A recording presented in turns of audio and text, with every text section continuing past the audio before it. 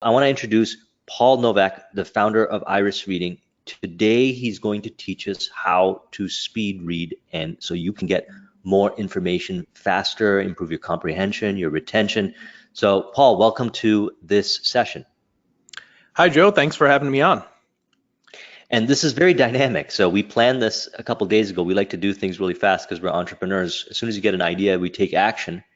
And so Paul's going to get started, and first he's going to talk a little bit about himself and Iris Reading. And if you stay till the end of this video, we've got a special offer, which we would like to extend to you for those of you that would like to take one of Iris's either live or home study programs. Joe and I wanted to do with this video is give a speed reading crash course. So it's almost like a speedy speed reading session because we're going to cover a lot of content that we would normally spend more time. If we had an actual live session, we might spend a little more time on this, but since we've got people probably joining you here that are incredibly busy, that want to get the essence and the most important information about speed reading as quickly as possible, that's kind of how we wanted to design this presentation. So just very quickly about us, I got started doing this. I learned speed reading from a professor I had in college, helped me greatly juggling a full-time job and full-time work.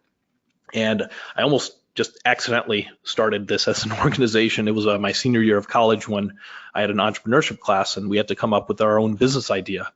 And business idea I came up with was speed reading because I had learned it before, and I always wondered how come I didn't learn this earlier. And I had a lot of people asking me questions: how's it work, and how do you manage this full-time school workload and also full-time work? And I always attributed it to me being able to read faster than the average person and just kind of keep up with work and school. So I started this as a very small business. It was initially kind of like a tutoring gig, working with students one-on-one. And then little by little, it started growing. And we've now done this in well over 70 plus cities, anywhere from like community college students to high school students to, the Ivy League, where, students at Harvard. A few weeks ago, we did this at Columbia University's business school, and not just at the educational level, but most of the work we do is actually corporate training. We've worked with employees at NASA, Google, LinkedIn, and many other companies. So our main focus is these three areas: speed, comprehension, retention. Speed's obviously what we're trying to improve, but you can't do that without focus and the ability to comprehend the material. I say focus because it's directly related to your ability to comprehend. If you can't focus, then, well, it doesn't matter if you're going fast or slow. I'm going to chime in every now and then if you don't mind. Yeah, please feel free to interrupt me. I have no problem with that. The kind of information that we cover on this channel is business and personal development information. Right. So the applications, entrepreneurs, success in different areas of life, it's so important to be able to read faster, but you take it a step further with comprehension retention. So that's very important, and that's a unique element that Iris offers that we're going to get into, but I just want to put a little heads up out there that I will be chiming in to torque over to the elements of business and personal development applications. Absolutely. The retention, I just draw a distinction between these two because some people think they're the same. Some people think comprehension also includes retention. There's a subtle difference. So comprehension is what you're understanding while you're reading it. Retention is what do you remember later on. And it's definitely possible that, sometimes your comprehension is pretty good. It's pretty solid. But then your retention is terrible. Sometimes you can't remember the information a day later. So we want to have all three of these areas. We want to be efficient in all three of the areas. You know what I find too about this is if you improve in one area, the other area improves because this is a full system. Right. Yeah, they're all interrelated. Yes. So the first thing that your viewers might want to try on their own is just, measure your reading speed. This is something you can quickly do. Usually when we do it, we pass out like an article. You see the numbers on the side here. Chances are your material doesn't have this, but we do it in our classes where, we have them read for a minute and they count how many words they read in that minute. Now, we pass out this information because it has the numbers on the side, and that just helps people very quickly figure out their speed. If you read the first two paragraphs here, there's a total of 250 words there, so that would be 250 words a minute. And basically, this is the average where most people fall. It's sort of like a bell curve if you've ever studied statistics. 80% of people will generally land in this range, 150 to 250 words per minute. But it's an average based on this kind of material that's not too detailed and also not too simple. This is by no means like Dr. Seuss, and it's also not advanced level physics or something very technical. So that's where most people land. This number varies also based on education level. So college educated adults, it's a little bit higher, 200 to 300 for that audience. For kids, obviously, this number would be lower because they don't really have a number for this because it depends on where they are. But as far as this would apply to a lot of business material that you might be reading, if you're reading self-improvement books, books related to improving your business, this is where I would say most people tend to fall, 150 to 250. So also, I do want to mention, this is actually lower on the screen. This average, it's based on hard copy material. And I don't know about you, Joe, but I think I do like 90% of my reading, maybe more, off the screen. Yes. Are you finding the same thing? Yep. There's only one book that I keep with me that I keep a hard copy of, and that's Think and Grow Rich, and everybody on my channel knows that. But everything else, I read digital copies. That's a good one to keep by your side. Yes. I like that one. Yeah, I've read that multiple times. That's one of those books that you can revisit every so often and get takeaways and reminders. Now, there was this thing where they said the reading speed has gone down since the 50s, right? Oh, right, yeah. The average has gone down to, used to be closer to about 250 to 350. Yeah, and I believe one of the reasons why is because lack of focus. So one of the things that I find by following this process that Paul's going to reveal is it's going to improve your ability to focus, because speed reading requires you to change the way you look at reading. You're going to look at reading a little differently because of the philosophies and the principles. And one of the positive effects that I find of it is it helps recalibrate our focus. Would you agree? Yeah, absolutely. I would agree. You've got to improve your focus. And now we're kind of living in this era of just nonstop potential distractions. There's like I've got my text messages that I could get on my phone. I've got the WhatsApp application, that message might come in from there. I've also got WeChat, which is widely used in China. And any one of those things, just not to mention, sometimes people start enabling browser notifications, which I always disable, unless you have a really good reason to enable that. I find those very distracting. So, I think it's many ways to reduce distractions is always a good idea. One of the things with that is it kind of creates this habit where we're always looking to be distracted. It's like changing the wiring in our brain, they found. And so by practicing focus and doing these things over here, you can recalibrate back. I mean, it's beautiful that we live in a time where there's so much information. However, we got to be able to manage that complexity, because if not, we're going to be overwhelmed by it, by constantly being distracted. So, do you remember the first time you got a smartphone and you were able to check your email on your phone? Yes. It was like this amazing experience, and you soon found out. I remember Blackberries, and we had those. I had in corporate, and everybody would walk around with a little email notifier, and it was like a big deal. You got an email. Now you get so many emails every minute if you had a notifier. Yeah, imagine if you had that like a ding every time you got an email, or like a buzz. It would just be nonstop. I hope nobody. I assume a lot of your listeners probably don't have that, but it's very easy to get stuck in the inbox. When people ask me what's the easiest way to read faster, if you have printed material, use your hand as a guide. This could be your hand or a pen. Obviously, this doesn't work as well on the computer screen. Nobody wants to be dragging their finger across the screen. We'll talk about reading on the screen in a little bit, but there's a reason why this helps. Joe's just mentioning about the importance of improving your focus. This is the single easiest way to concentrate better. So if you're reading some very boring material, it'll help you concentrate better. And even if you're reading something that's very interesting, the fact is your eyes are attracted to motion. And if you use your hand or a pen as a guide, again, assuming you have printed material, this is going to help you read a little faster. It's not going to double or triple your speed, but it'll help your focus. And if you have better focus, you'll probably read a little faster, and you'll probably have better comprehension. Our eyes also tend to fixate on moving objects, right?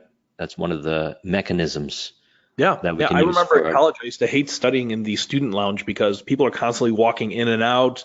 And if you're studying at a desk or a table somewhere over there, you might be reading your textbook. Somebody walks by and your eyes will just naturally move away from your textbook to whoever's walking by. And it's not because you're nosy. It's just like a reaction your eyes have to movements, the movement of someone walking by. Yes. And it's, little things like that. We can actually leverage that and use our hand as a guide, and it helps you concentrate a little better. There's all these little mechanisms, automatic triggers in the brain that we could use to our advantage. And that's really what we're doing here, right? This is like we're working with how we're wired so that we can get more out of our reading experience. Right. Now most people, when they're reading, they're going like this. See a little green dot bouncing around. Most people are kind of going word by word. And, every so often they're like, wait, hold on. What the heck was I just reading? I go back or reread something. And I always try to remind people that there's 3 old reading habits. These are the 3 main ones that kind of hold people back from going faster. And one of them is called fixation. Fixation is just that movement of your eyes fixating on a word by word basis. And it keeps people from going faster because you could be a little more efficient if you read groups of words, and you're perfectly capable of reading a group of words. Joe, you mentioned you just went to New York. When you landed in New York and said, New York, welcome to New York City, you read that with your peripheral vision, all of those words in one single glance. You don't go, welcome to New York City one by one. So actually, it's very common. My favorite example is also the 4-way stop sign, right? When you see a stop sign, you don't read it 4-way stop sign. Or not stop, it says stop and then 4-way.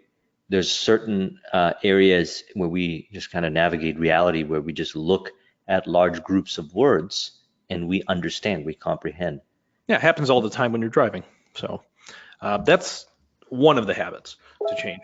Another habit that is crucial to kind of limit is this habit of, they call it regression, but it's just going back to reread material, and we've all done it. But one way you could limit that is use your hand as a guide if you have printed material. If you don't have printed material and you have to read off the screen, again, in a few moments we're going to talk about that. But if you do have hard copy material, use your hand as a guide. And like we said earlier, finding ways to reduce distractions as much as possible. So if you really have to focus, like when I need to totally block out all distractions, I'll put my phone on airplane mode just for maybe half an hour if I have to focus for half an hour. That includes not just reading, but maybe like certain types of work I might have to do, because it's very easy for distractions to come along. Mm-hmm. There's a third old reading habit, and this one really places a ceiling on most people's reading speed. They call it subvocalization, but it's basically that voice you hear in your head while you're reading. So most people when they're reading, they're saying the voice in their head. And the problem with this is it limits people to basically reading as fast as they talk. And this habit, it comes down to this. You have to actually say the word to understand it. Like Joe, you mentioned about a stop sign earlier. If you saw a stop sign, you're probably not saying stop in your head. But if you saw the word stop, if the word stop was somewhere in the middle of a paragraph, most people would probably say it in their head just out of habit. Like we said, these are old reading habits. Mm-hmm. Mm-hmm. So the problem with this, and sometimes we'll do this in our workshops, we'll actually do an exercise at this point where we have them read for a minute, but we have them read out loud. It's kind of a silly exercise because everybody's reading out loud at the same time, and it's like total chaos. And we only do this once in our class, but it's just to demonstrate this point of subvocalization. If you're saying all the words in your head, or even if you're saying them out loud, we measure everyone's talking speed. And what everyone finds is their talking speed and their reading speed are around the same. Now, not everyone, because some people are reading faster than they talk, but it just so happens that the average reading speed, this number we showed earlier, that's exactly the same as the average talking speed, and it's because of this habit. And one thing I want to add to it is the goal is not to eliminate this. Right. The goal is to reduce it, and it's done by using the techniques that Paul mentions, because subvocalization is actually part of comprehension. So I get asked this question a lot. How do you eliminate it? I used to get asked that a lot when I do the workshops. Mm-hmm.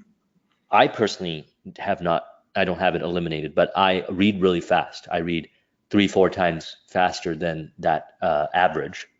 Right, same here. I haven't eliminated it either. All the research I've looked at shows you can't eliminate this. You can reduce it.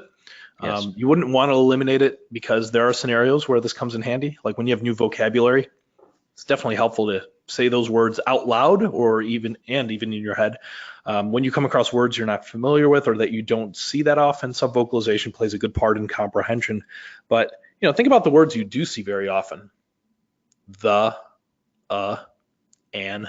I mean, even like other words that are longer than that. you don't have to say all these words in your head to understand what they mean. Just like with the stop sign, you see a stop sign and it just registers, right? So And a good point to I that, like one to more give, thing. yeah, I like to give the example of when I'm reading, if I had a sentence like the boy jumped over the fence, in my head, I just say boy jump fence, maybe. I don't skip the other words. I still see them. I'm just not saying all of them. So again, this is not a habit that you can just turn off like a light switch. It's something that the goal is to reduce it. So that we don't get stuck in this range over here, 150 to 250. Yeah, and if you read something twice, let's say you read a page of text and you read it twice, you're going to read the second time faster than the first time, a lot of times significantly faster. Right. And during the second time of reading, I find you'll have less subvocalization automatically. So we're trying to recreate that within the first time of reading. So that's really what's going on. So we actually already have the ability, and we just want to tap into that more often. Yeah. So these three habits, basically, if we want to change them, the way you make changes or the way you improve upon any kind of a skill, what do you have to do to get better at anything? You gotta practice, right? So this is one of the ways that we start practicing initially is something called speed drills. And speed drills are just these little exercises that you can do to increase your speed. And the way they work, you basically try to go faster than you would normally read. Joe just mentioned, if you read something already, you go through it again, but this time you're naturally going to go faster.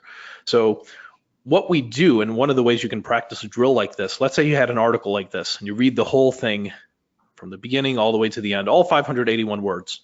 Now, let's say you timed yourself and it took you, I don't know, if you were an average reader, average person would probably spend like almost a little under 3 minutes maybe reading something like this, if the average reading speed is 200 words a minute.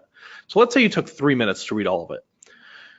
What you do then, you do a speed drill, and these speed drills should be paced at a speed that's about double your normal reading speed. So after you read this once, let's say it took you 3 minutes, set the timer maybe on your phone and see if you could get from the beginning of this article to the end. It took you 3 minutes to read it. See if you could do it in 1.5 minutes, so half the time. And when I say see if you can do it, basically force yourself to do it. In other words, skim through all this text, purposely go faster. It doesn't matter if you miss little things because look, you already read it. So the goal here is when you're going at double your normal reading speed, there's no way in the world you're going to be able to subvocalize. You just won't be able to. Because if you're reading at 200 words per minute, and I now tell you, all right, you got to get through this in 400 words per minute, well, you can't talk that fast. So what's going to happen is that internal voice, you might still be saying some of the words, but you're not going to be able to say all the words. And that's how we start actually chipping away at that particular habit. Yes. So then we, do these drills for a period of time, and we'll ask people like, hey, did you make an improvement? We give them some new reading material. And this is just kind of a silly slide. This kid's been an internet geek for a few years now. Joe, I actually saw a new version of this kid. He's a few years older. He's wearing like the same shirt. Yeah. And he's not nearly as cute, okay? So I just have to warn people right now, if you're looking for this kid anymore, he's not going to be as cute. So we give them, after they do some speed drills on a piece of text. And by the way, while they're doing the speed drills, they're also using their hand as a guide. Right, yeah, we'll have the article as a guide. And here's the way to do it, okay, if you're going to do it offline, is you run your finger or pen under each line. Paul's going to use his cursor. Do you have a little cursor there? Yeah. Line of text, okay, from left to right. I go all the way from end to end. And you're going to look at the words. You're not going to look at the finger or the pen or whatever you will use as a guide. And what you want to do is you want to go about 2 to 3 times, ideally 3 times faster than you normally read, a few times when you're doing the speed drills. And then when you do it a handful of times, you notice your eyes will adjust. You slow it down to double the speed, and you'll notice you'll be able to comprehend. And so this is how you calibrate and you train yourself to read faster. Now, one thing I want to add is when I do these workshops, one of the things that happens right off the get-go is we check everyone's reading speed. So there's always a couple students, Paul, I'm sure you get this, that are reading like 350, 400 words per minute right off the gate. They haven't even taken the workshop, but they're reading 300 or 400 words per minute. Yeah, some people are just naturally fast readers, or they've adapted to faster reading. Yeah, and when I ask them if they read a lot, they usually tend to read, and they've been reading for like 10 years, 8 to 10 years in their career under really tight deadlines. So they have to do these reports and things like that. So they kind of have to force themselves to read faster. And over the years, they kind of calibrated themselves to be able to do these things, which we're training someone to do within the workshop. So there's two ways of improving your reading speed. You could use the drills, or you could just force yourself to read faster. That's a good point. Yeah, when we work with attorneys, we see that a lot, that they just have, they've basically evolved into faster reading speeds. Yes. So because they just have the impossible reading demands of being an attorney. And even like high-level executives and those that have to deal with large volumes of complexity to form, and including myself, I learned all these techniques and strategies and so forth. And now I'm actually way faster, not because I'm consciously practicing it, but because I'm aware of how this stuff works, and I'm dealing with a lot more complexity nowadays than ever before. So the practice makes you better, and you get better at it with practice. Absolutely. Just like Allen Iverson once said, for those of you that are basketball fans, practice. That's what it takes. That's the secret right there, practice. Yeah. So basically, imagine this. So these speed drills here, one of the examples I like to give as an analogy is like being on the highway. You know, when you're on the highway, you're going faster than usual, if there's no traffic. And after a period of time, when you get off the highway, doesn't it feel kind of slow when you get off the highway? Mm-hmm. And it feels slow because you got used to going way faster on the highway. And I compare this to the speed drills, because when we're doing these speed drills, the goal is to go at a speed that's maybe around double or more your normal reading speed. So if you already read this at, let's say, 200 words per minute, what if you now skim through it at 400 words per minute? Well, what's going to happen over a period of time, if you keep practicing at 400, if your normal reading speed is 200 and you practice at 400, what's going to happen when you drop your speed down to something like 250? Eventually, if you practice enough, 250 is going to feel kind of slow. So if that becomes your new normal, the speed at which you're now comprehending the material, well, you got to push yourself further, and then you try to practice at 500 words a minute. If my reading speed is 250, I got to be practicing at 500 words a minute or higher, so that eventually 300 is going to feel slow. And it's kind of a step-by-step approach to building up your reading speed with this particular kind of exercise. Comprehension. Something I want to touch on real quickly, because there's something simple everyone can do easily. Again, this is if you have printed out material, hard copy, an actual book. And if you're using your hand as a guide, one very easy thing to implement is changing up your reading speed. So sometimes slowing down and sometimes speeding up. And again, I like to use the analogy of driving a car here. If you were making a turn like this, you're probably going to slow it down, right? You're not always driving the same speed, and you shouldn't always read at the same speed. So a good rule of thumb to follow here is, if you had an article, or not just an article, but anything really, slowing down on the first sentence of a paragraph. And the main reason is the first sentence tends to be the main idea. So if you slow down on that first sentence, you get that main idea, and then you go a little faster through the rest of the paragraph. It's kind of like you're taking that main idea and you're trying to run with it. So I don't care how you call it, main idea, topic, sentence, introduction. We know that's how most people write. That's how we're all taught to write. So it's not always going to be the case, but most of the time it will be, where you can slow down and then you speed up. And when I say speed up, I don't mean ridiculously fast. If you slow down on this first sentence, you slow down just a little bit. So if I was a 200 words per minute average reader, I don't know, maybe I'd drop it down to something like 160 or 150, somewhere around there. And then when we speed up, instead of, from 200, we might go to like 250 or 270, a little faster, and constantly slowing down and speeding up. And that's a good way to improve your comprehension. And Joe, are you going to get into the 80-20 principle? Because I wanted to. Yeah. So okay. for example, this kind of leads us to our one of our next slides here, which has to do with, let me go into, since you brought up 80-20, let me just grab that slide, because we're going to talk about it later, but we might as well talk about it now. And I'm just going to, 80-20 principle. Joe, do you want to talk about how this applies to reading? Because as some people probably have figured, if you read the first sentence of each paragraph, you're going to get all the main points, right? Yes. So this is very important when it comes to business and personal development information. Everyone knows that I'm all about taking action. 80% action, 20% learning is my little formula. I'm not rigid on it, but that's it. Because why? When you take action and you apply what you learn, you get insights, you get data, you get optimization questions, issues, whatever. And that's where you want to improve it. So there are specific books to help you with specific areas of business. There are specific books that are available for personal development information. So what we really want to do is we want to focus on the information that we can take and apply first. And it's not about reading a book cover to cover that's going to determine your level of comprehension and results, but the kind of querying of the information and your implementation of the information, your execution, and then from there reflecting back and going back to the information that's going to produce the results. So how does that look in terms of 80-20 principle? Well, in a book, like take 7 Habits of Highly Effective People by Stephen R. Covey, there are 7 habits. So if I was going to start reading this book from the place of taking action, I would look at the 7 principles, I would look at the first paragraph of the chapter, and I would create a base mind map. We'll get into that later, but that's essentially the 20% right there of the book, the high level key points and summary of the 7 habits. And then if you want to dimensionalize it further, you can go into each habit and learn from it.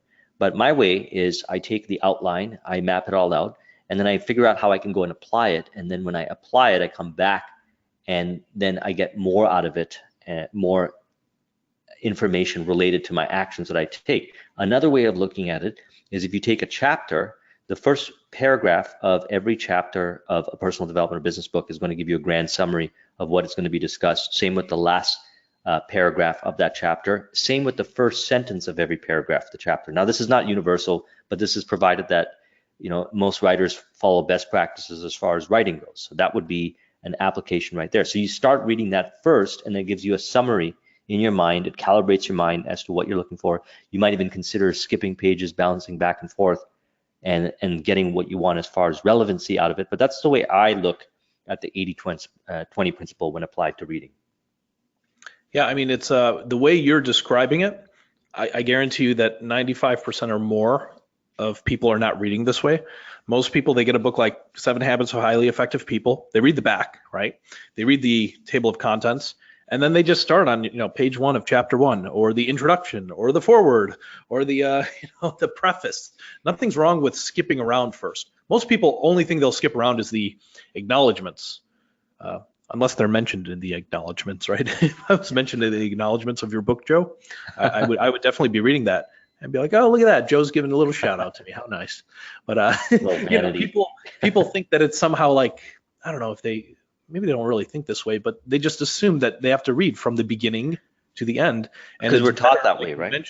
Jump around. From an earlier stage, we're taught that way. And then we come to this time that we live in where it's not about the volume of books that you read, but the quality of your reading. And so it makes sense then to focus on the most relevant first. So this style is probably one of the main key differentiating factors in the IRIS method, which Paul's going to get into later. But yes, please continue. Right. And I mean, as entrepreneurs or anyone that's really in business, this 80-20 principle, people love talking about how it applies in business, but I don't think people realize how this should apply within reading and your productivity, where, how can I spend 20% of my time to get 80% of the information? Mm-hmm. And a lot of times that's all you need, but sometimes if you need 100%, well, then you got to go beyond just, passively looking through the material. And since we're on the topic, Joe, we call this. Can I give you a little pop quiz about 80-20 principle? Because I believe that this is where a lot of leverage is. What are a handful of ways that you would apply personally some strategies of using the 80-20 principle for someone reading a business or personal development book?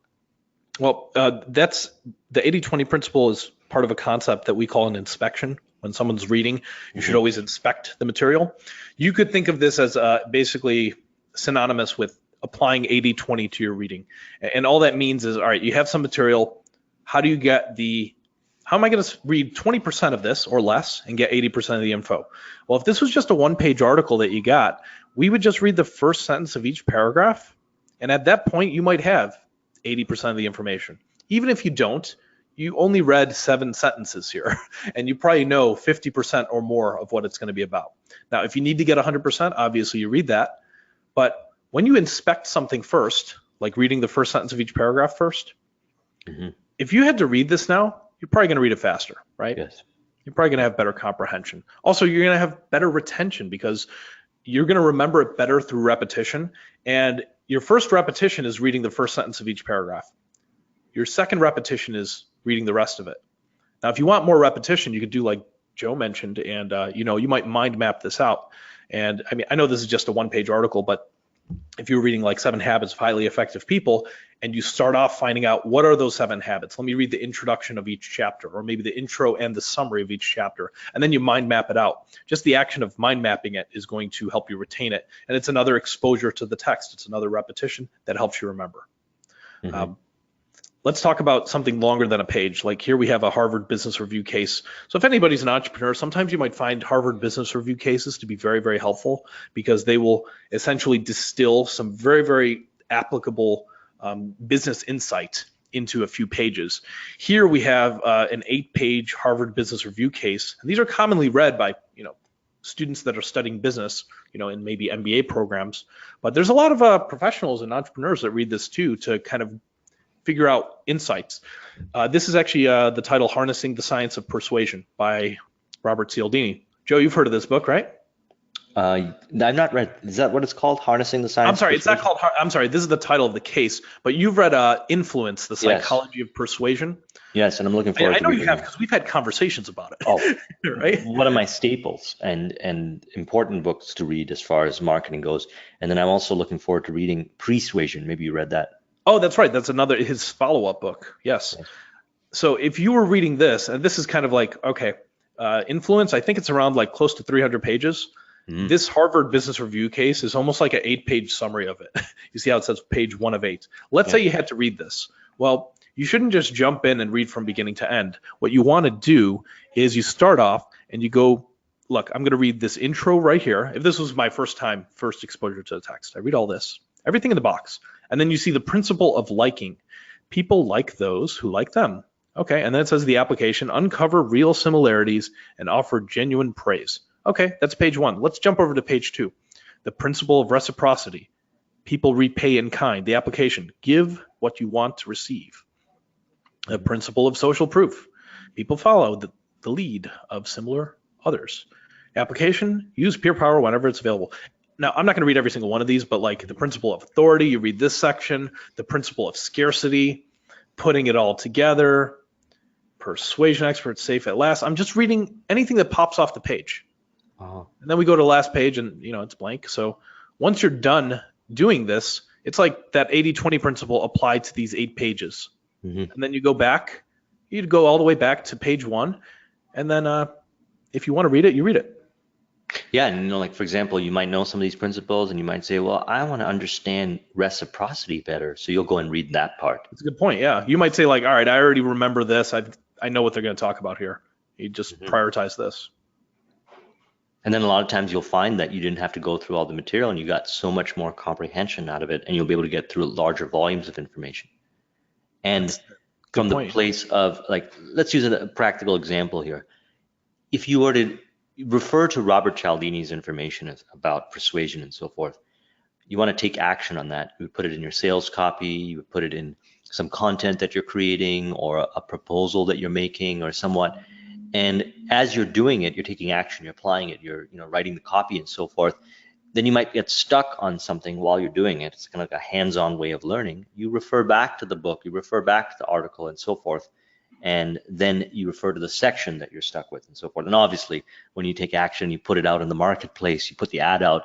If it doesn't perform as well or something doesn't work out, then you can then use that data that you learn to go back and see how you can optimize based on it. And then, there's even others that you can reach out to that could probably help you with those copy pieces. Like maybe your scarcity is set up in a way that doesn't appeal to the audience. And all this is going like into entrepreneurial stuff. But the bottom line of what I'm saying is that you don't have to read something from cover to cover. You can really focus on what is it that you want to get out of what you're reading and the application, and focus on that information. That will be the 20% that will give you the 80% of value.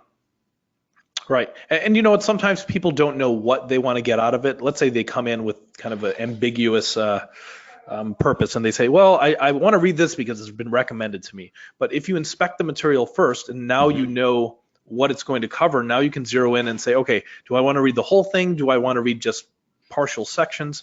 And I really like this idea of what you mentioned, Joe, with reading and taking action. We talked about this, I know, previously, where you have all these books that you've read, that I've read, other people have read, how much action has been taken? So as entrepreneurs, like if you read 100 books on business, it doesn't mean that you've applied all of that information to your business. And that's actually kind of a sad reality, that you could read a ton and be nowhere further along. Actually, I think some people, when they're running their business, they're reading too much and not taking enough action. So sometimes they might be reading as a form of procrastination. So, okay, before I, make a website, I got to read everything there is to know about like making a website. Well, do we have to spend the next 2 months reading about that, or can we delegate this? Or One of my favorite sayings, wisdom is knowing the difference, and wisdom can only be acquired when knowledge is combined with experience. So we want to make sure that we're not, because we're talking from the perspective, because we could talk about speed reading from fiction and all these different perspectives, but our focus here on this video is business and personal development information. So we want to make sure that we are balancing out the knowledge plus the experience, and experiences taking action, and that was going to give you the wisdom. And even the wisdom then allows you to then specifically look for articles, reports, books, summaries. Paul's going to mention something really important when it comes to summary in a moment, to help you take your action taking to the next level, your optimization to the next level. And that's how you get more success faster, because if not, you get analysis paralysis, overwhelmed by complexity. As Paul mentioned, you can masquerade busyness as accomplishment. You can do these things which, we don't intentfully do this. We're not malicious to ourselves. It's just we got to be aware when we are leaning too much on the side of excessive reading. I agree. So again, going back to this 80-20 principle, that's all interrelated to the inspection, getting familiar with something before you read it. Joe mentioned about summary services. There's a lot of them out there. There's a project that I started not too long ago called nutshellsummaries.com. And if you go there, you'll find a lot of business books that have been basically summarized into compact. Any way you can share the screen? Yeah, okay, good, perfect. Yeah, there we go. So you should see on my screen here from nutshellsummaries.com. This is just a quick summary from The Power of Habit, very popular book.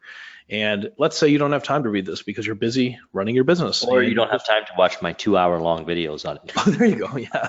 I mean, like, it all depends on how relevant this is to you.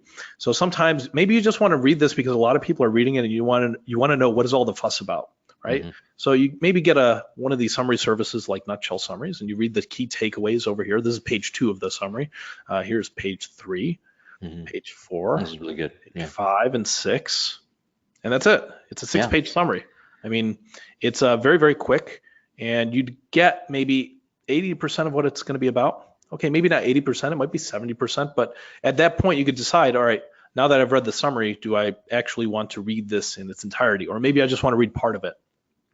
So this is just— you can grab a book like Power of Habit. You can go over to Nutshell Summaries, grab the summary, which is distillation of the book. And then if you want to dimensionalize it further, you can listen to the discussion that I did on it, which is really insights and perspective and dimensionalization. So it's not me discussing the book. Like the Nutshell Summaries is an actual summary of the key points of the book, whereas I'm adding to the discussion. So this is a supplement, or it could even be the main course really at the end of the day. Because I think all of these are supplements. Your YouTube channel and your videos are a supplement to the summary, which are a supplement to the book. I mean, if you're going really, really in depth, you do all three. You read the summary, you read the book, you listen to Joe's commentary on the book, and then you really, really learn this information inside out and actually apply it.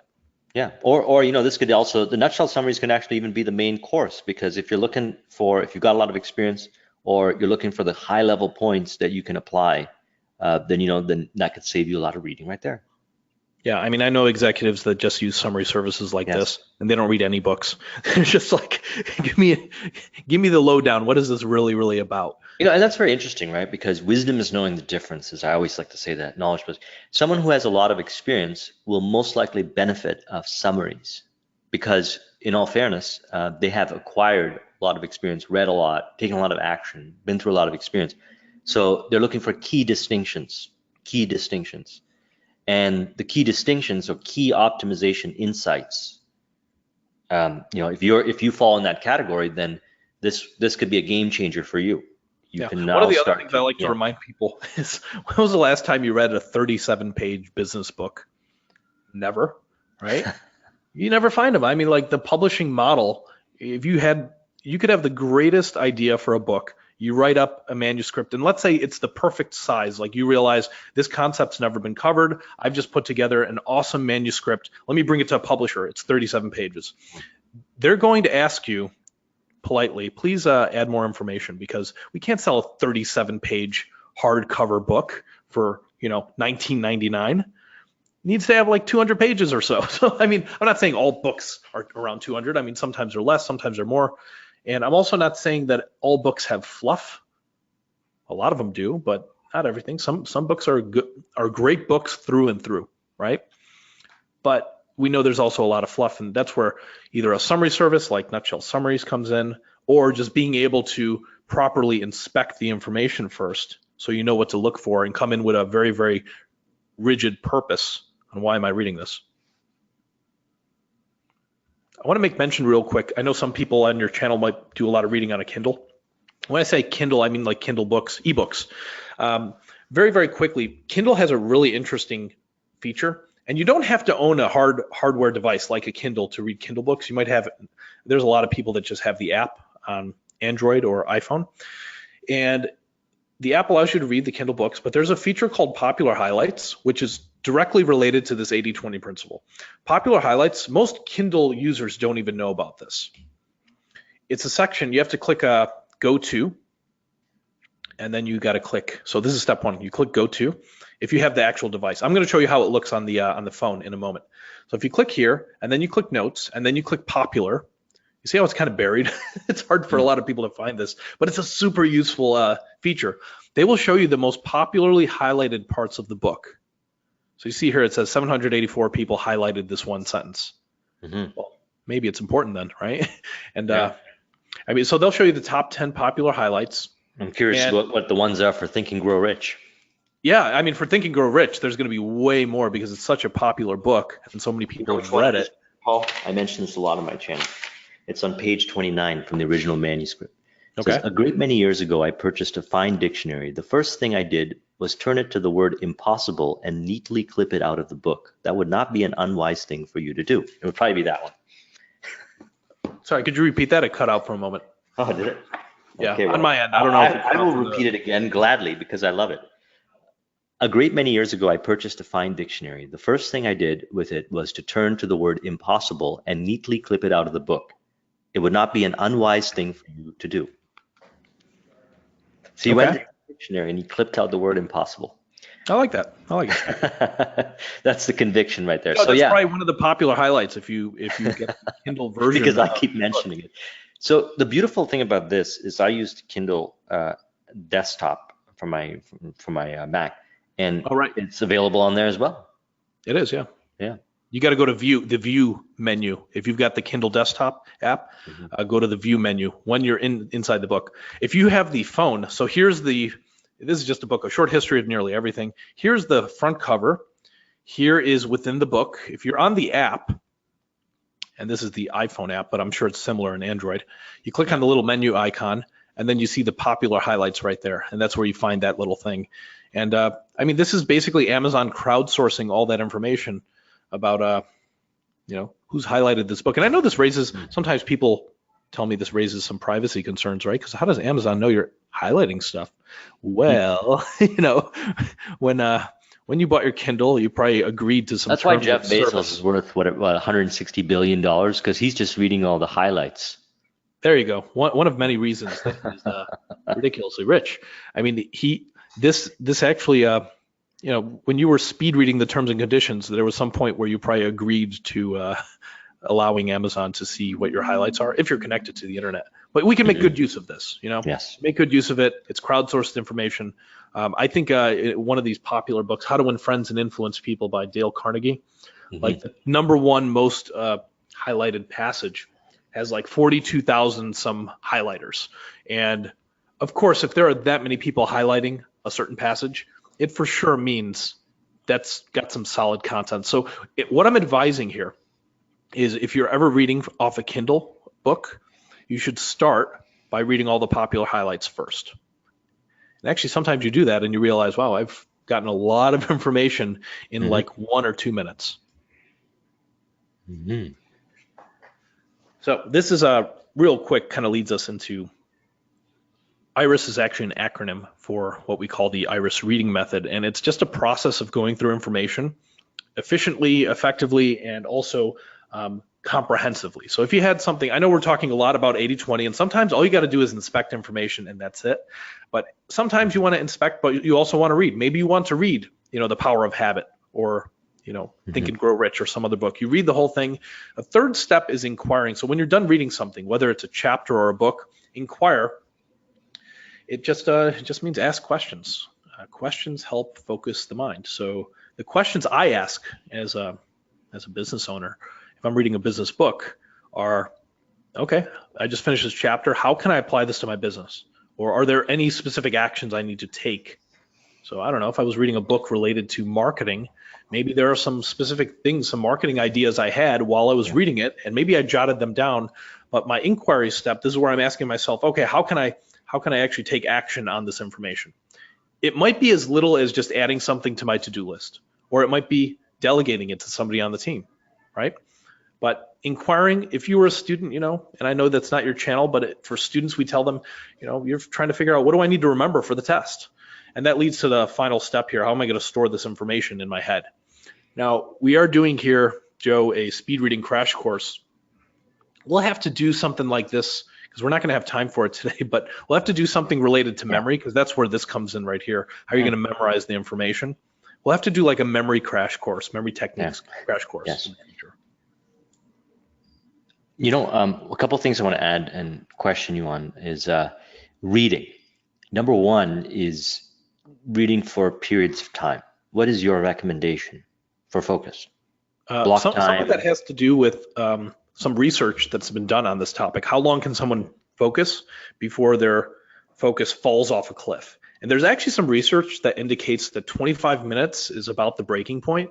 And some people might already be familiar with this. Sometimes they call it the Pomodoro technique. And it's this idea of focusing on something for 25 minutes and then taking a 5-minute break and then repeating the process. 25 minutes of focus, 5-minute break. So you could adapt this to reading as well. I want people to know that this is not a rigid number, just like 80-20 is not a rigid number. The 25 minutes, some people tell me they have attention problems and they can't focus for more than 15 minutes at a time. So if that was the case, I would tell them, well, try maybe 13 minutes of focus and maybe 2 minutes of a break. Turn your phone off for 13 minutes, right? And then that 2-minute break, turn it back on and, see if you got any messages, see if there's any, and then go back to trying to focus. So yeah, because, going back to what we mentioned earlier, following this process recalibrates your ability to focus. So you can start small, 10 minutes, 15 minutes, and practice. Because we're not talking about reading over here while being distracted. We're talking about turning all notifiers off and focusing on what you're reading. Really. Yeah, the fastest way I like to do that, I mentioned it earlier, I just throw my phone on airplane mode, because then when I undo the airplane mode, it restarts a lot faster than if you totally turn it off. But like you said, you can do it in smaller increments. It could be a 9 minutes of focus, 1 minute of looking at your phone, if you feel addicted to your phone or checking email or something like that. And I want to mention one more thing about the inquire. So you inspect, you read, you follow the methodologies. You're also going to talk about accelerator, right? Oh yeah, let's talk about that. I jumped into another slide here because we started talking about 80-20, but let's talk about that. Accelerator is all related to reading faster. Well, let me finish up the thought, and then we'll jump into accelerator. Go back to the IRIS method. So you're going to read, and Paul's going to show you accelerator, which is a great way to improve your reading speed and read faster, which is a great free piece of software that you can use. Inquire, I want to talk about this because this is important, I believe, for business and personal development information. When you read, you have to look at how you can apply it. And one of my favorite models that I refer to all the time in everything I do is the Robert Dilts model. So you can ask questions based on the Robert Dilts logical levels of learning model. Okay, so vision. Is it how does what you are learning contribute to or optimize your vision? Identity level, deep identity level stuff. Is there things that you need to change yourself within? Because that's what personal development information is about. The way you look at reality, change the way you look at things, the things you look at change. Values and beliefs, okay, very, very strong in personal development information. So you're taking notes from that perspective and you say, how can I modify, change? What does it mean? Why do you take notes and inquire so that you can go and go back and emphasize certain parts of what you're reading, because we were talking about 80-20 principle. Perhaps now the new 20% is going to give you the 80% value is going to be certain areas in the book, or you can supplement it with summaries or blog posts or taking action. And then we got the behaviors and capabilities. So capabilities, values and beliefs, identity level stuff, and environment. Environment being, the logistics and areas where you practice this business or personal development information, be it your business model or working with clients and so forth. So again, I like to combine that with Robert Dilts to help get that inquiry going so you can ask better questions. I always believe that the quality of what you get as far as results in business and personal development information is based on the quality of questions that you ask. And we can get better at asking questions. Think of how Google is. Google is a search engine, but if you don't query it properly, you're not going to get the proper responses. So that's how we want to look at reading. This is, by now, as we've gone through it, and we've got some more to come, your perspective on reading should have shifted. Okay, and this is a great acronym here, IRIS. You can use it as a staple so that you can get more yield out of your efforts reading. So you're going to talk about STORE next, Paul, but before that, I don't want to forget Accelerator, because I love Accelerator, and everyone loves Accelerator. Sure. I mean, the storage step, like we said, this is either figuring out how am I going to store the information. It might be a mind map. You might have some digital notes. You might be taking notes by hand, or this could also be storing it in your head. How are you going to memorize?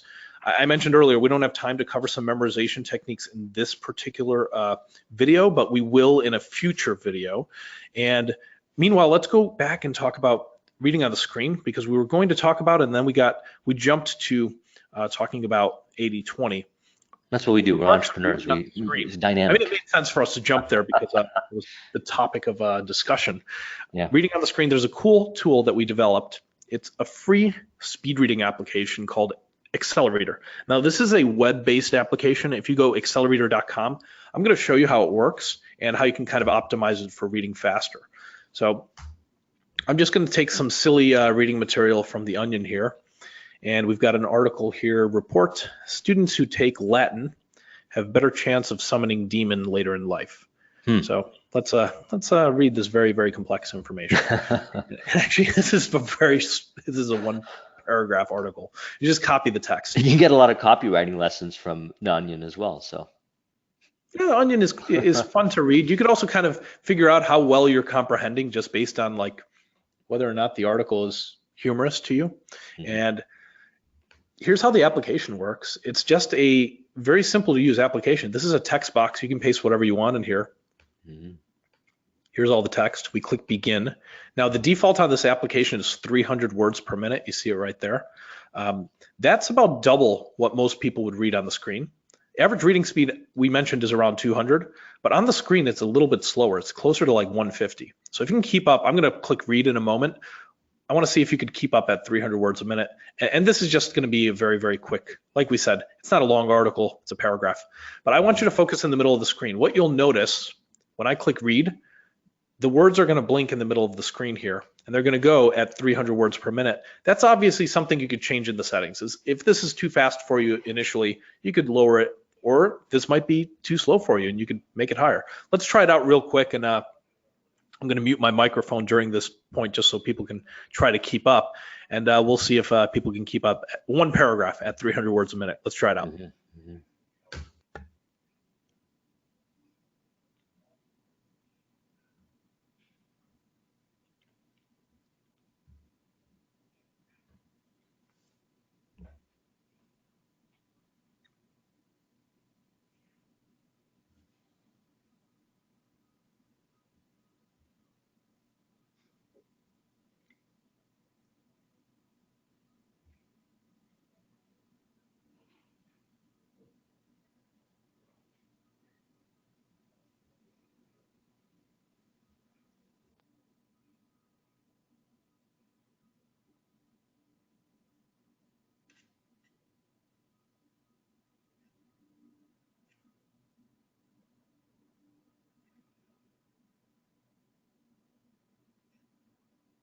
Look at that.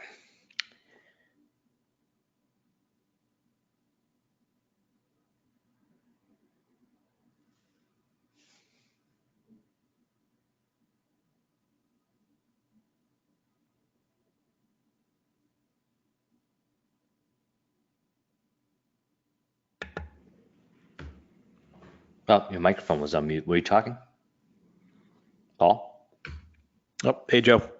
Sorry Yeah, about that. I think your microphone was on mute. Oh, that's my fault. So That's okay. what We're what I was trying to mesmerized say by was this. I was Yeah, changing the settings here. yeah, That's my fault. Yeah, I had the microphone on mute. Basically, what I was trying to explain was at 300 words per minute, if you read it at that speed, and now you're trying to do a speed drill, since you've already read the material, hey, yeah. let's just bump this up. Let's get out of our comfort level. And instead of 300, we do 600 as a speed drill. It's just practice. It's just to get used to seeing the words faster. And you change that speed to 600. And we're just going to go over the same exact article, but we're going to go at double our normal rate. So here's how Yes. that looks. Just this one paragraph at 600. Here it is.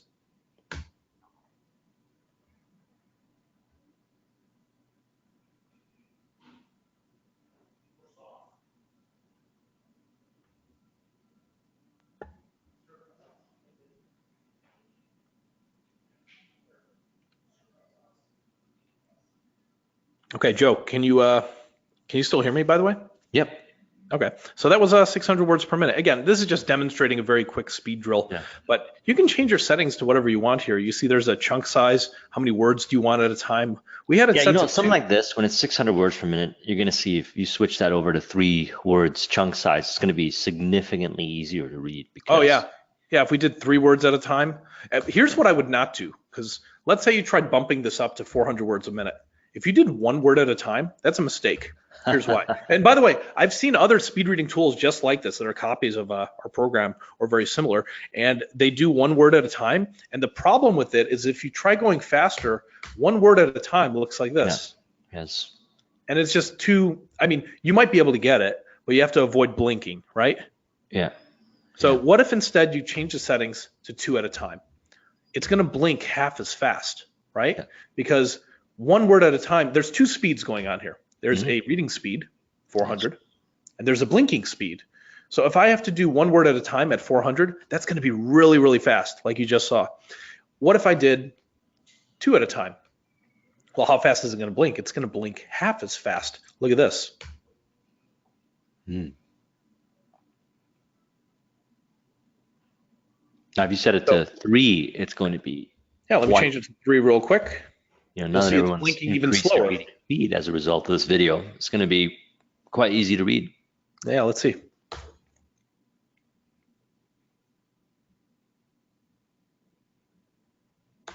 So you notice it's blinking even slower. By the way, there's a number of keyboard shortcuts here. Probably most importantly is the, I would say the space bar. It's kind of like your play and pause button.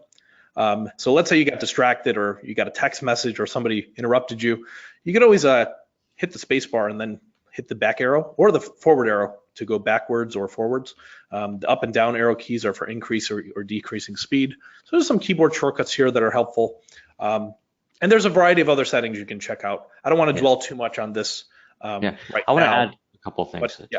In grand summary of the techniques and strategies that you've shared, we want to reduce auditory reassurance. We want to reduce fixation, and we want to reduce regression. So this tool actually helps you practice. The way I would do this is you set it at a pace that's just a little bit uncomfortable. Right. Flow. Think of flow. I always talk about flow. Flow is where challenge meets skill. So if you read very comfortably at like 400 words per minute using this app at three word increments, you got to play around with the chunk size.